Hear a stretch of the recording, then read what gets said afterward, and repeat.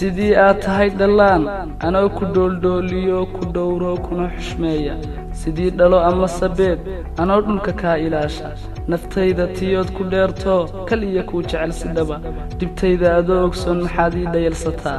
adaa dhayi kara qalbiga adigu aad dhaawacday halkaad ii dhakhtarin layd maxaad iiga dhuumataa anoon meel kaaga dhicin waxaan kuu dhimayna jirin maxaad dharaartii kastaba dhalisha igu quudhaysaa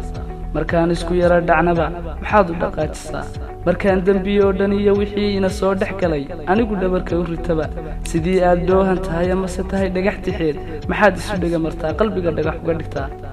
markaan dhowr jeer haddana dhambaal kuu soo direen ku dhaho iga raali noqo maxaad iiga dhaarataa wallaahi wada dhalashayo gob iyo gacal isku dhigmiyo ma sidaasaynu isku dhiig dir iyo isku dheeh ku nahay ma sidaasaynu isku dhaqan diin iyo isku dhaxal ku nahay sida tan kuma dhaafayee sidaan dhuunta kaaga jiro xabiibii igu soo dhowow ama sayna kala dhufo xidhiidhkeena dhaabadee